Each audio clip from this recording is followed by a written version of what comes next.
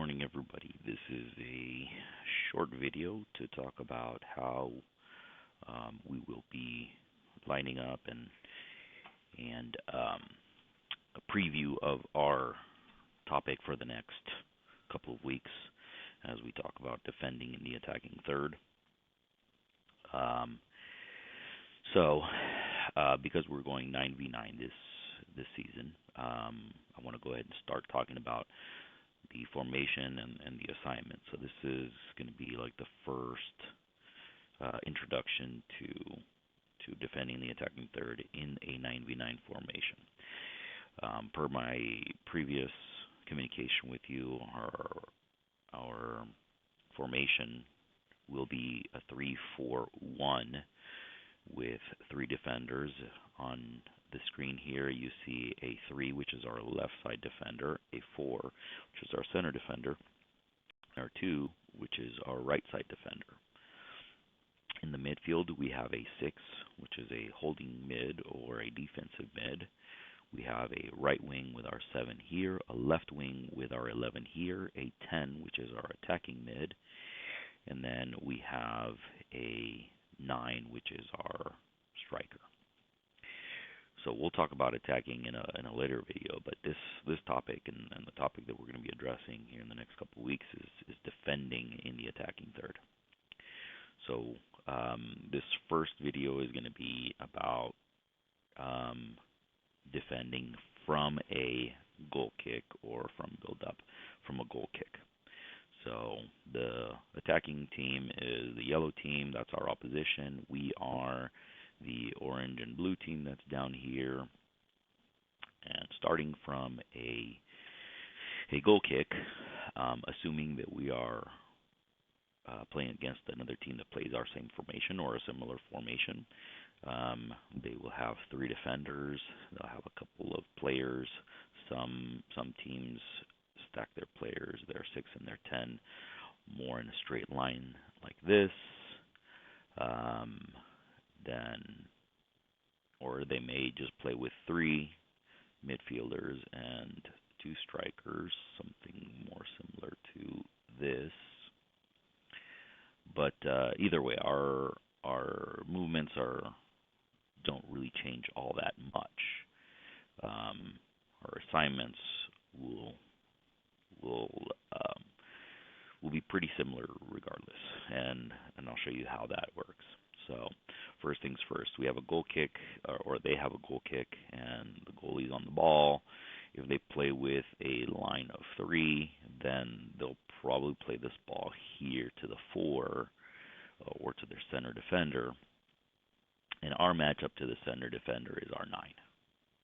So our 9 needs to step up, get in front of this player. Do not allow them to go forward into this space here. We want to cut that off. We want to force them to play the ball wide.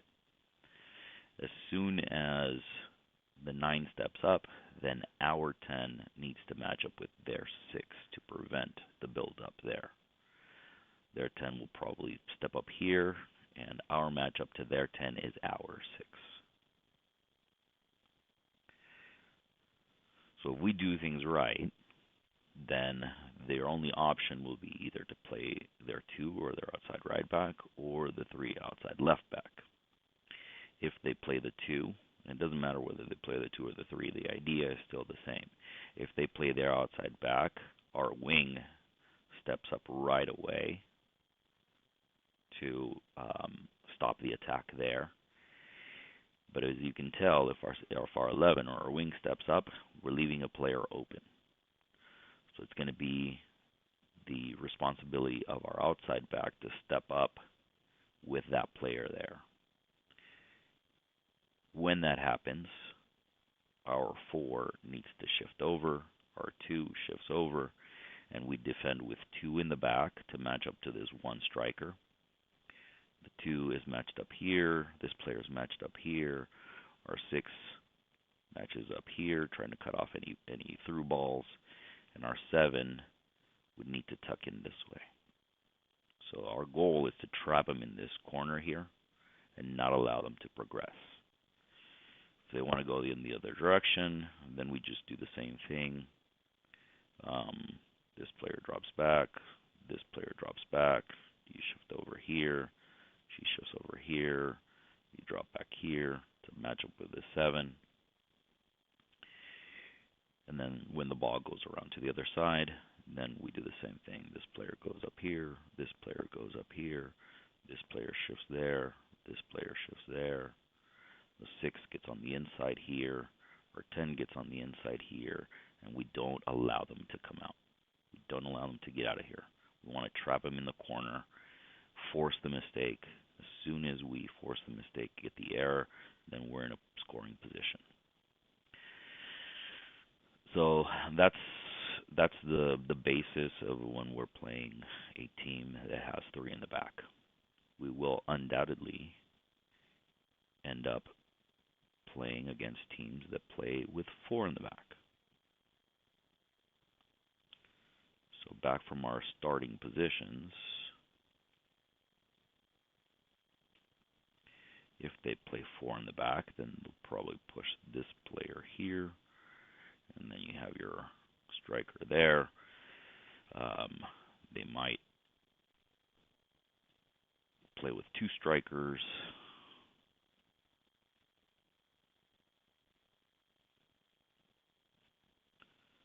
And maybe send one up here, shift over here, and shift over here.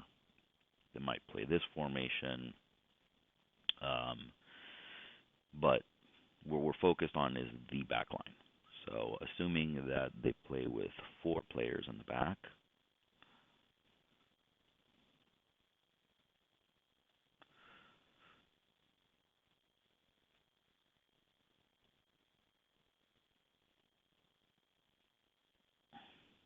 sorry, I got confused there for a second. So if they play with four defenders, then they'll probably push this 3 and this 2 up high here, open up their 2 center backs. And now our matchups are going to be a little bit different because we can't match up 1v1 on every single one of these players, right? Depending on which of the 2 defenders gets the ball, our 9 steps forward, our 10 steps forward, and they're not going to be really assigned at this player. They're going to cover for the 9 in case the 9 gets beat on the dribble. You're there. Or if the ball comes across, then the 10 can press there and the 9 drops back to cover. Other than that, all the other assignments are the same. The 6 steps up with the 10. If they play the ball here to the 2, our 11 steps up. Our 3 steps up with the 7. If they play the ball this way, again, our 9 presses there, our 10 covers. When the ball goes wide, our wing steps up with their outside back. Our outside back steps up with their wing, and we shift our back line. Whoa.